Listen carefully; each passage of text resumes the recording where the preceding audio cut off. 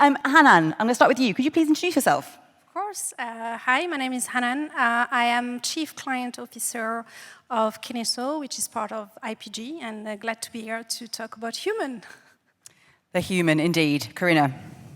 Corina, Savin, I'm the Global Media Strategy for AstraZeneca outside of the US. Great. Simon, I can't see you. Hi. Hello. Yeah, I'm Simon Eaton. I'm Managing Director at 50 Tech, which is a human-focused audience insights and digital media technology business. Great, thank you. And finally, Aurelia. So I'm Aurelia Noel, and I'm Head of Transformation for Dentsu, part of the Dentsu Group. Brilliant, thank you very much. So putting the human into advertising, and I want to start with a little anecdote. So I was chatting with my fellow panelists upstairs, and Hanan, who has never been to ATS before, was saying, so I'm hearing the word human a lot, which is great, but I'm only ever hearing it connected to a data point. I'm only ever hearing the term human as a set of data points. And then Corina, who works for AstraZeneca, where obviously very people-focused business, high-fived her. All I had in my head was, welcome to AdTech. And what I think is interesting and how I want to take this conversation is that the case? Are we actually saying the word human for human's sake and still not really talking about the human? Or is it a long journey and we're getting there? So I, first of all, want to kind of completely, just change the direction of this panel and really understand, what do we mean by the human? Because if the human isn't data, how can we actually communicate with this human at the end? Hanan, I will start with you because it was you I first had the conversation with. Thanks. Oh, you're most welcome. I think my point was more around, I think we forgot by leveraging data and technology, and just, as a context, I'm a data science person, so I'm not saying that I'm a technical person, I'm not saying it from the lens of someone who is a strategist, or I think we lost the focus that when we are too much into the data and the technology, but the data points are not telling you everything. They're going to tell you who, when, where, but they're never giving you the motivation of the people, why they're doing what they're doing. And as marketers, we are in the business of changing behavior and therefore understanding those motivations. So by only looking at data points, we are missing the key element of those motivation and what is driving the people. Corina. Opposite to Hannah, I'm a strategist.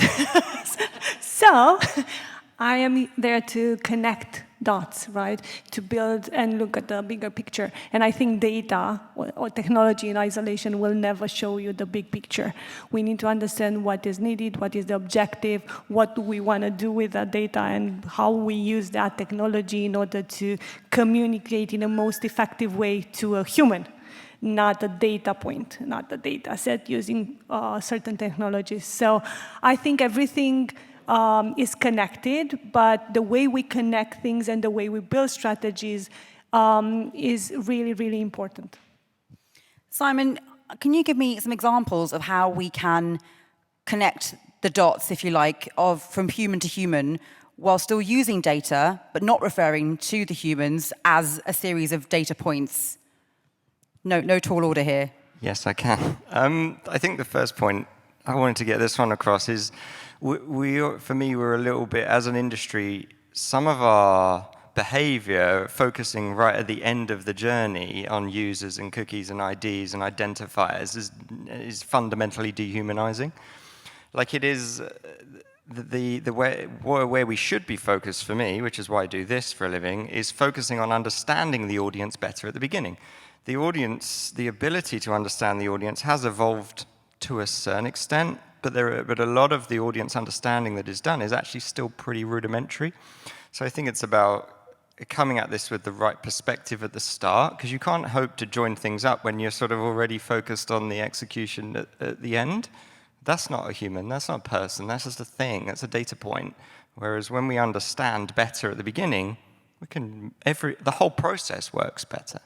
I didn't answer your question, sorry. No. Do you want me to? I wouldn't mind it.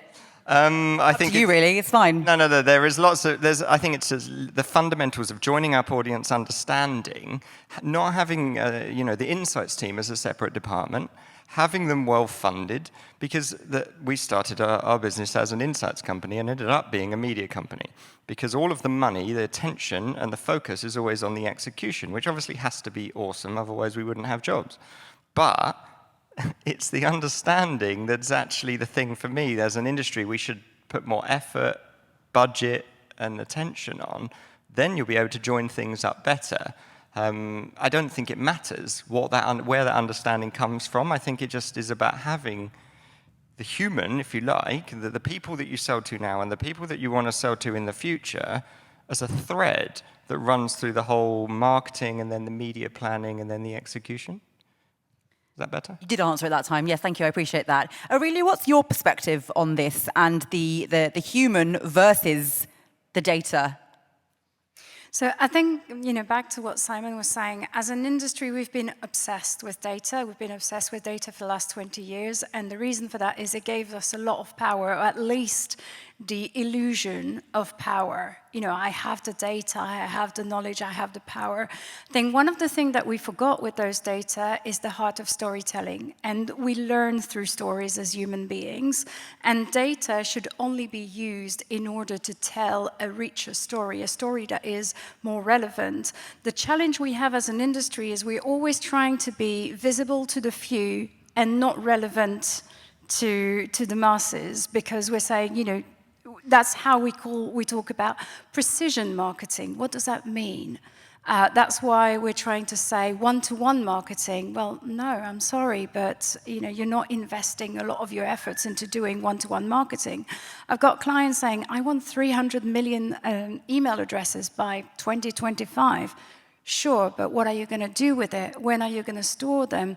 Are this data even consented? So I think there's a lot of questions that we're not answering because we're using data as an endpoint as opposed to an enabler to a better storytelling. That's a really good point. Corina, from your perspective, obviously working at AstraZeneca, how do you not use data as an endpoint? Because being a part of AstraZeneca kind of changed the way I was thinking, because I've activated in a lot of industries, but this is a life-changing industry. You need to think about the person first. Either that person being a patient, and so the end consumer of what we communicate about, or a healthcare professional. So when you think about them, when you deeply understand them, they become humans. They are not a data point anymore. So when you think about the healthcare professional and how busy they are in their lives and how much importance you need to give to their busy schedules in order to communicate in the most effective way with them, then your thinking changes, right? When you think about the end consumer, which is a patient, and sometimes, in majority of the times, with our product, their life is changed by the product that you put in front of them, then your entire perspective changes. So that made my career shift for a bit, because the entire aspect of caring for your target audience, which I had previously, but not as much as I do now, impacted me profoundly. It's very interesting, actually. It's an interesting point about the model that you obviously work with, which is basically B2B2C, is what you said. And you aren't treating the GP as your client. You're treating the end patient as your client, despite the fact that a lot of the advertising you're doing is targeting GPs. Do we think that, and I'm trying to work this out in my head as I'm saying it, so just bear with me. I do apologize, it's the end of the day and I'm very tired. But do we think that actually we are treating, the CPG brand as our client, the automotive client as our client, and we should be treating the humans at the end of the adverts that they're running, should they be our clients and the advertiser just pays us for it? That makes sense, Hanan? It does. Okay, good. I mean, I would not say we should treat them as our clients, because at the end of the day, they're not paying our bills, but they are the mean for our clients, right? I think it's... I guess they are, because they're buying the products that are then giving your client revenue. It is true. It is true. I think it's not forgetting that what we do for our clients is to drive their business objective, right? And none of our clients are, I don't know, selling things to birds or to non-human beings. So the reality is yes, we have to think about the human on everything we approach, and shifting the way we do things. Does it mean, like you said, do we have to treat them as our clients? I'm still arguing that, because I feel like, we should serve the people, right? It's about serving the people and helping the brands serve the people. I totally agree. Simon, Aurelia, I have the same question for both of you, just from different perspective of your backgrounds, but how do you help the advertisers that you work with, the clients you work with, balance automation, which is necessary in this whole process, with the human touch, which is the fundamental part of what we're trying to do by putting the human first? Aurelia, I'll come to you first. So I would say three things there. I think the first one is really understanding the objective and being quite clear of what we want to get out of that particular impression, that particular data point. The second one is really about how do we empower clients to be as transparent as can be. And the other thing for me, as part of that transparency, it's not about following the legislation, but being ahead of the legislation, so the data that you are collecting are future-proof. And then a third is really about how do you respect your end consumers. And that's there what I would say is value exchange. What is your value exchange? Why are you collecting that data point? And what are you going to do with it? How is it going to add value to you as a brand, but more importantly, to the consumer at the other end of that advertising? Absolutely. Simon, the same question to you. Yeah, I was going to use the word respect as well, so that was good, thanks. I think it is about coming at this and treating the people that are going to buy your product now and in the future with respect from the start, deeply understanding them as well as you can. What we do is then translate that information directly into buyable audiences. But that's like the bit, I don't know, taking an agnostic approach I think is important, letting the data and letting the insight into those human beings lead you. But understanding your personas more deeply, peeling off the layers of an individual to understand what they might love your product. Do we really love products? I guess some of us do. If it was running shoes, I do love running shoes. But I'm also... Weird thing to love, but sure. Look. We've all got our passions, right? But we're complicated, and I think it's about peeling off the layers of all of the other things that person is in their life.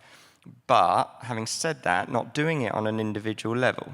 It should be done passions, interests, all that kind of. They're the data points for me that have meaningful impact at the end of when you're actually executing the advertising. Like I might be a runner, sorry, I'm banging on about it, but I'm also a father. I'm also into tech, and it is that deeper, respectful understanding that is, for me, the more important focus than right at the end. But taking an agnostic approach, I think, is important too. Yeah, I just would like to add a point on what Aurelia and Simon were saying. Like a transparency, 100%.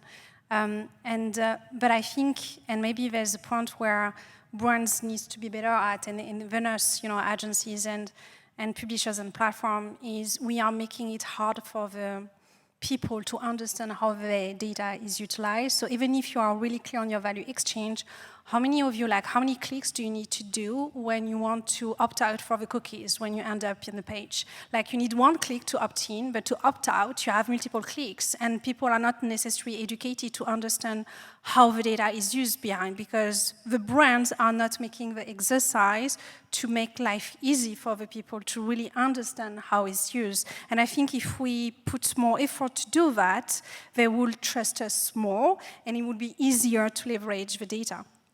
Because we had Rob Beeler presenting upstairs saying, as an American coming over to this country and trying to use publisher sites, he says, it's wild because I'm just constantly clicking, trying to get out of whatever pop-up has just happened to consent to whatever the hell I need to consent to, just so I can read an article that's probably rubbish anyway. And are we putting too much pressure and maybe trust to a degree in the consumer to think that they have a clue what they're doing when they are accepting or rejecting cookies on any given site? Is that asking too much of them to understand what any of that means? It's all we're talking about, putting the power back into the consumer, the user, the human, in terms of data privacy, but actually we're also confusing them at the same time. Is that not the case?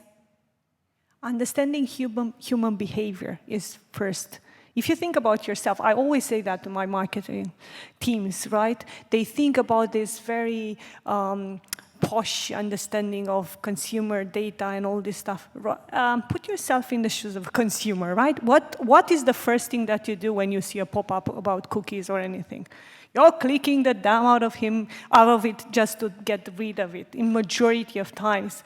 So why would you think that your consumer would do something different to you?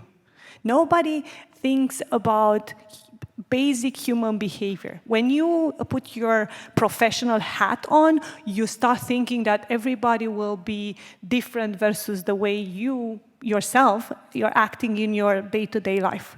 And they are not. Everybody's speaking about omnichannel a lot. That's the buzzword, right? I think we should be more about consumer-centric. If omnichannel is built around consumer, that's the end goal. If we build omnichannel ecosystem just for the sake of having omnichannel ecosystems, that will not work. So I think we should put humans first in every behavior, even if we think about cookies or anything else. People do not think like that. No, they don't. And Simon, you mentioned earlier, we are very complicated individuals who may like a lot of running, some may not. But as we're so complicated, and Hanan, you mentioned earlier, somebody like you or I could actually be in the same targeting profile as Prince Charles, yet do we live remotely the same lives? Absolutely not. It's targeting a load of rubbish based on that. Yeah, I think we have to be leaders. I think there's, I've been doing some form of ad tech for about a decade, and there's a lot of the things that I'm not necessarily especially proud of. And I think you made an amazing point. We have extremely high principles when we're out in the world. Most of us are probably pretty open-minded, educated, sort of friendly people. But sometimes when we come to work, we leave that aside, and we think that it's okay to.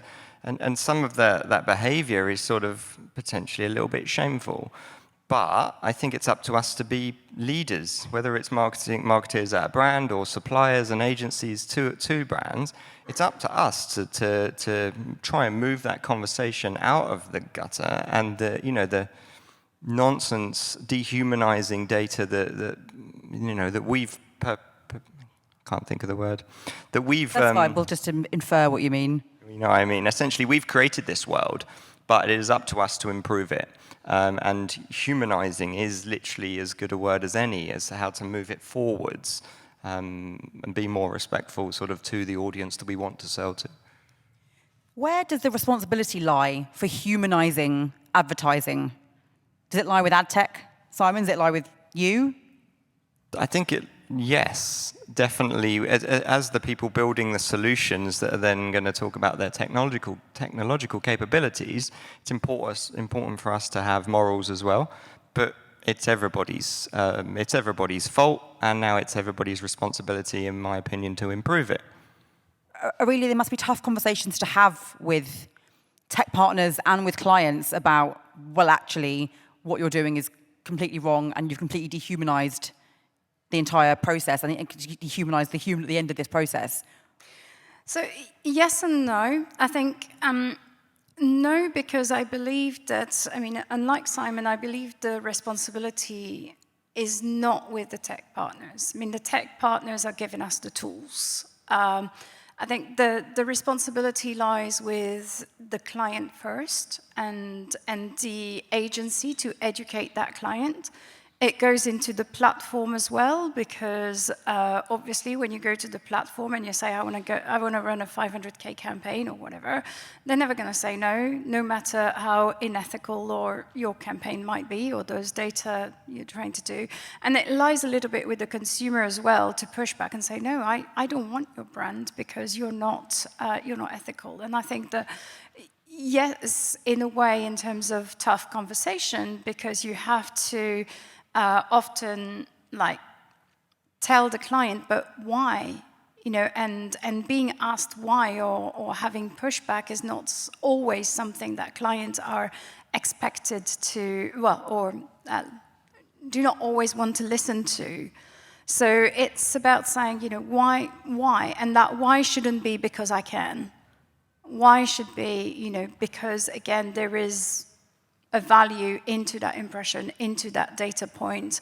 And I think it's very easy to leave it with the tech and the platform and say, no, it's not my responsibility. Just because you can doesn't mean you should, Yeah. as we all keep saying, and yet don't listen to our own advice ever. Hanan, how do we measure this? How do we measure a human? I don't think you measure a human. At the end of the day, what we do is to help the client drive business outcome. So if you can't justify the business outcome in your marketing initiatives, that means you haven't shifted human behavior. So this is the first indicator. And obviously, you have many things that you can do to understand the brand perception and how people feel about it. So which is a softer way to look at how you are shifting still not behavior, but how people think about the brand or how people like the brand. So it's another way to do so, but measuring the human per se might be a difficult exercise to do. I would add to that you need to think about measurement from the beginning, not during the process or at the end, because I had instances where people were like, oh, I don't know how to measure other things right now because we only have vanity metrics or media metrics to look at. And I say, that's my job. I can give you only the media metrics. But the impact on marketing KPIs or the impact on business should be measured by the other teams that we're collaborating with. And a lot of the times they don't think about that. So we go back on the funnel, like we start with business KPI metrics that are translated into marketing metrics and then into media, and then we go back. That doesn't happen a lot of the times. I think just to add on that, to go back to the talk earlier, is about, we obsessed about quantity. And I think we need to think about quality. And this what was showed earlier, like you have to have good attention. It's not only about attention, it's about good attention.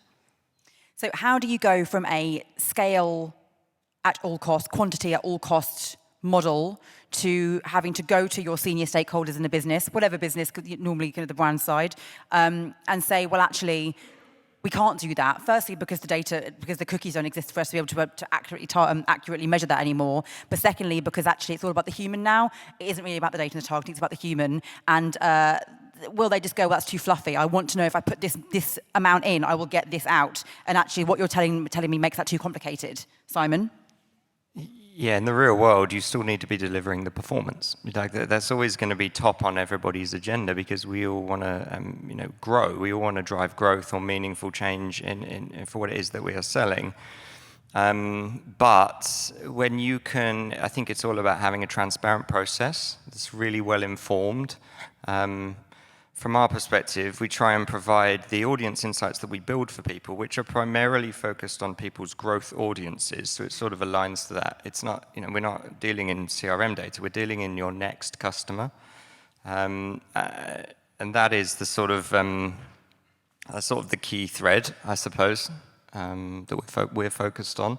But the industry, again, I don't want to be. I promise to get out of this negative strain.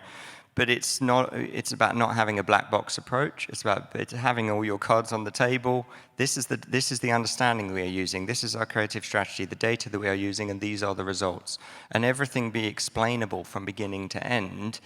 But I think our job as agencies and suppliers is to translate. Clearly we can provide reporting down to granular detail.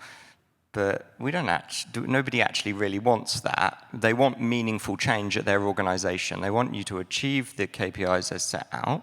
But they can't have it all, though. It sounds like they want everything. Well, I think it's about being really forthright with the clients at the beginning. Like you pushing back and making sure that the objectives are clear, fair, and achievable, and not being afraid of those kind of conversations because actually, I think when I was younger and more inexperienced, would probably have been scared of those kind of conversations. Nowadays, people respect those kind of opinions. You're like, you can't do that for this reason. A, it's unachievable. B, it uses data that's, in 6 months' time, society is going to consider to be entirely inappropriate for your targeting, or whichever reason. It's about a quality sort of service, I suppose, but an honest service from agencies, from suppliers as well. Absolutely. Aurelia. And I think it's a change of mindset as well. So I think today we've forgotten the K in KPIs. We're reporting on so many different indicators as opposed to key indicators. And I think that the mindset change needs to move away from output, which is what was my impression cost, how many impressions did I get, what was my frequency, to really outcome-based, which is to say, well, how much did I have to invest in order to get the reaction I needed for a consumer? That reaction can be brand, it can be engagement, it can be conversion. I think the other thing for me is we're too fragmented. We still see ourselves as brand versus performance. Where the magic happens is when they're both together, because what we know as well is an increase in brand appraisal. So our tools would tell us that if you move brand appraisal by 1%, the impact on your sales is 13%. And I think we've discussed a lot of that in media, is the long and the short term and how do we balance this. But it's really about being outcome-based, and it's a complete mindset. So it's not going to be done tomorrow, but it's going to need to be done in kind of a medium to long term. Absolutely, and I really like the point about remembering the K in KPI. Very, very good point. I want to end by asking each of you, what is the one key thing that you think that our audience need to focus on when it comes to putting the human into advertising? Kind of how do we get back to thinking about putting the human first? Hanan, I'm going to start with you. Put you on the spot. I apologize. No, it's fine, Norris. I mean, it might sound simple, but to put the human first is like thinking of us as human. Like they are people. They're not data points. They're not technologies. I think not feeling overwhelmed by all the technology and the data, and remembering we are dealing with people like us, like you and me. Yes, we're people, and we keep walking through the door in the morning to the office, open our laptops, and then we become ad tech idiots. Don't forget we're actually humans ourselves. Very strange thing to do. Corina, the same question, please. I would say focusing on the intelligence piece when developing a strategy, but not only asking that to come from the agency or the partner, putting some information on the table yourself as the client, because you know a lot about the target audience or the people that you communicate to, right? So there's a combination, and I love having agencies that challenge, because from challenge you grow, right? So putting everything on the table, discussing all the elements, collaborating with your agency, developing your intelligence piece at the beginning to understand best what your target audience is all about, that would be key for me. Yes, absolutely. Simon? For me, it's about putting more, I said this earlier, but it's about putting more time, effort, and being more proactive around the audience understanding at the beginning. That's the one thing I think. And then making sure that that is genuinely joined up with the whole process, that it isn't separate departments, that it isn't separate technologies, that it is something that's helpful to everybody in the execution process. Great. Aurelia? I will go back to a word that Simon said, which is respect. And to me, it's really about, am I respecting you with every single impression I'm serving? So the impression that I served to you, was that an impression that was necessary? And is it adding value to your experience of me as a brand? And that respect for me is not, because I think brands are a bit scared about this. You know, if we open the Pandora's box, what's going to happen? But it's not about scaring people. It's about empowering them so that when they give you a data point, that's a data point they've given you in trust. Absolutely. That's been really interesting. Thank you so much. Hanan, Corina, Simon, and Aurelia, give them a round of applause. Thank you. Thank you. Thank you.